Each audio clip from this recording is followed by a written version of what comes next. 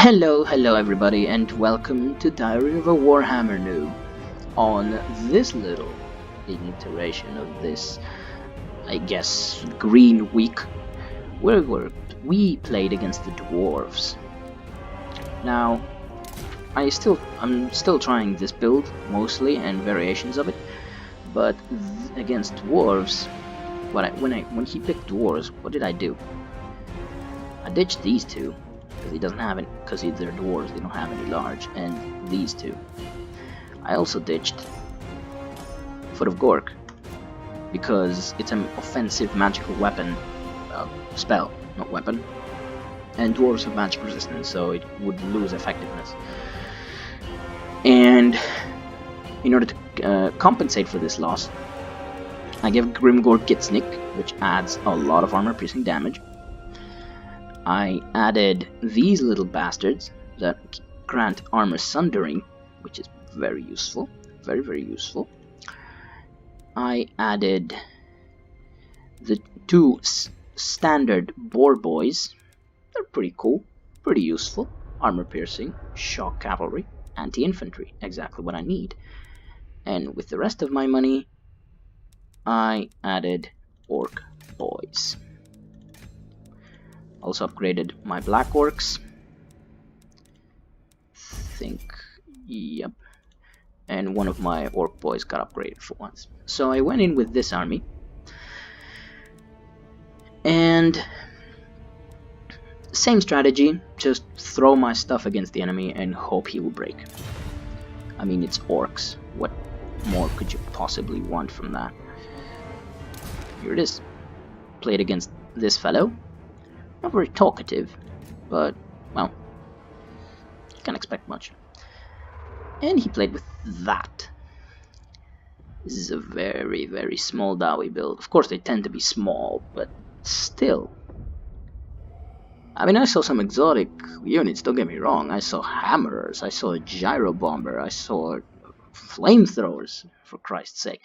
And holy crap, that's a rank 9 quarter. Okay, I just noticed that. Jesus. Plan is simple. Rush him. Black orcs lead in the middle. Orc boys. I have my infantry reserves here, including these folks. At that point, the only thing I could see was the gyro bomber, and flanked by these orcs. So his gyro bomber immediately gets to work. I see it. I see the little, you know, thing. What's that? The rotor? And I'm like, oh crap, thank God I have archers who brought gyrocopters. No, it's a gyro bomber. And I'm like, okay, that's a gyro bomber. Is it gonna be useful? As it turns out, it was okay. Not sure if it paid for itself, but it did quite a bit of damage to my black orcs at the end of the day. So I immediately start showering with arrows. The shot there. Let's check it out. That one hit. And that one probably hit. Where is it? Boom. Good shot, son. I keep shooting him for surprisingly little effect. I mean, I am hurting him. And he is forced to just peace out at some point. But I just keep shooting at him non-stop, and he bombs right here, which hurt like hell.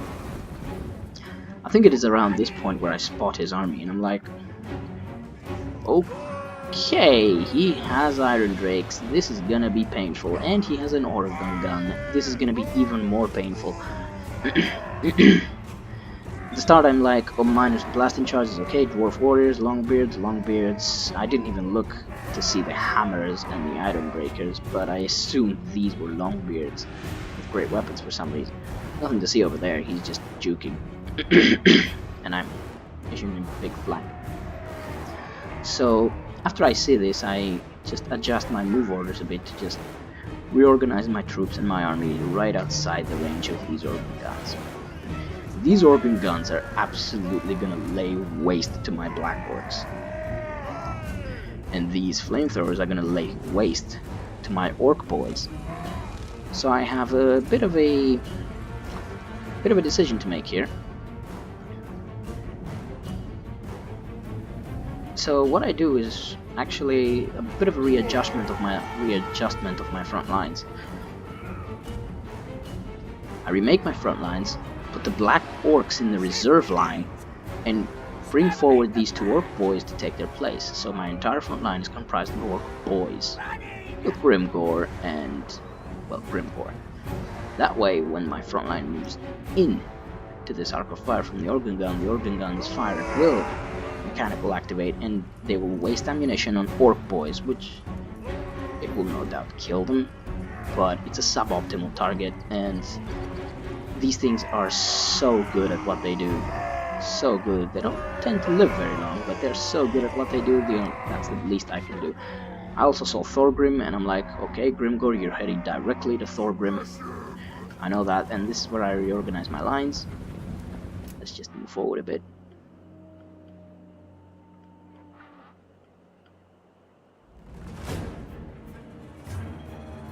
Okay, my front lines have been reorganized, and this is where I charge.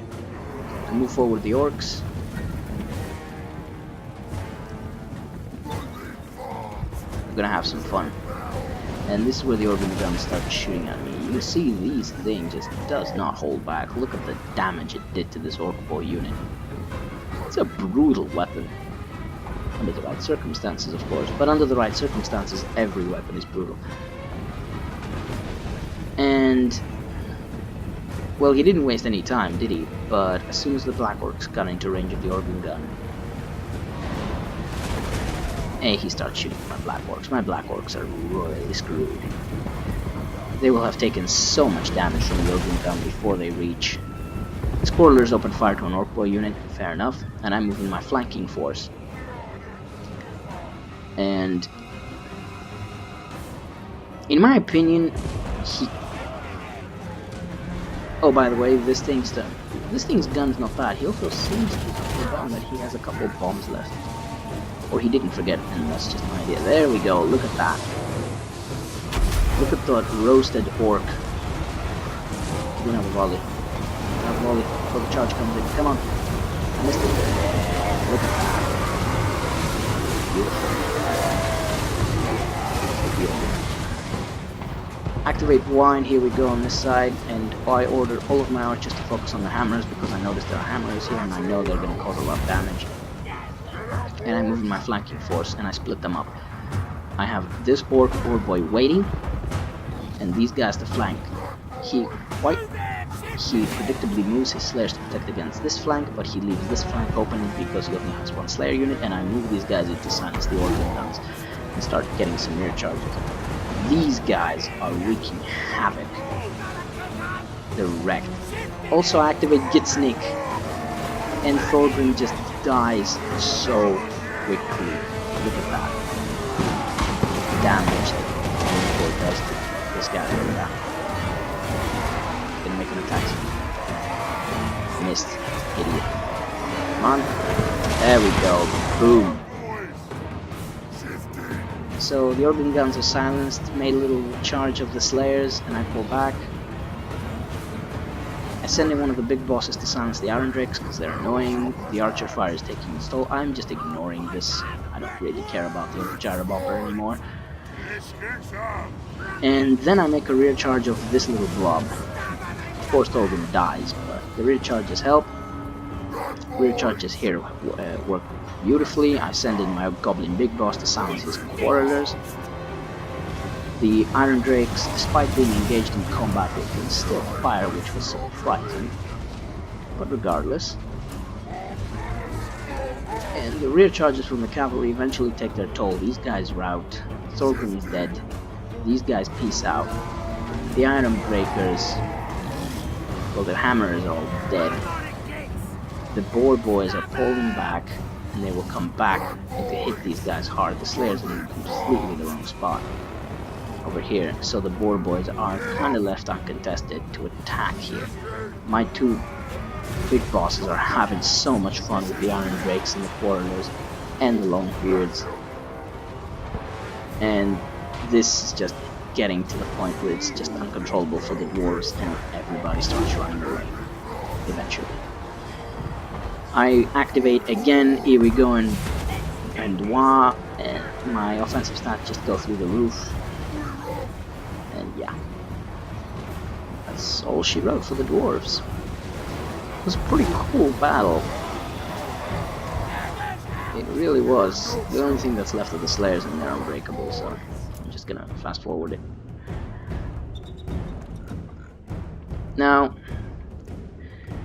if I was him, well, if I was him, I wouldn't have picked that army, but if I was him and I had that army, I would have deployed my army a bit further back, you know? A bit further back, so that my front line just stops at that little hill that was there.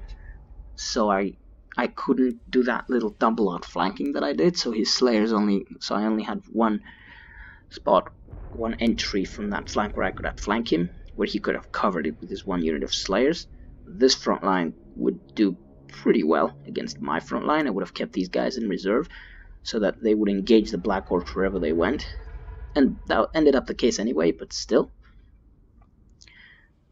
And I wouldn't have thrown away so many bombs with my gyro bomber before the combat began, because when the combat begins, blobbing tends to happen, and when the blobs come in, this thing just wrecks faces. Also, these guys could have been deployed behind their lines and just went to town, but they kinda did anyway. So yeah, that was it. That was a pretty interesting battle. Surprisingly, I didn't make many mistakes here. So I suppose I can point out what I did right. I think that exchanging the Black Orcs for boys before I approached was a good call. I think, could be wrong. I think this army was pretty well selected in general to go against dwarves. I'm still talking out of my arse mostly, but hey. And I went against Thorgrim like immediately with Grimgore and added Gitsnik, just obliterated his leadership. Yeah. Correctly, I think, targeted the Hammerers. It would have been easy to target the Iron Drakes, but I think the Hammerers were a much more important unit to take down than the Iron Drakes. Because the Iron Drakes were getting shut down by the Goblin Big Bosses, even though they technically weren't. And shooting at the Quarters was a waste of time because Quarters have shields. Shooting at any of the other front line is also a waste of time. So the Slayers and the Iron Drakes and the Hammers were a problem. And between the two, I picked the Hammers because they were tougher to take down with my cavalry. I kind of messed up my cavalry charges a bit. I think I could have had a better plan, but I'm pretty sure I handled it correctly. So that's why I won. My opponent's pick did help a lot in my victory, but I think even against a decent dwarf army, I think I could have done a lot of damage because Grimgore was there to just obliterate any dwarf hero that was in the way. And I'm gonna bet you that I had more than enough infantry to outflank him in so many ways. Which, come to think of it, is a surprise that I had a longer front line than him. Why didn't I have... I just realized that. Basically, if I match his units 1 against 1, 1 against 1, 1 against 1, there are some leftovers, and they overlap and they surround him. But I ordered an AI move, so it went 2 against 1 from the front, which was not very optimal. So yeah, if 1, 2, 3, 4, 5, 6, 7. 1, 2, 3, 4, 5, 6. No, actually, never mind. My front line was actually smaller than his, so never mind. I'm talking out of my arse again. So that was fun. Next time, let's see if I can do even better. See you, folks.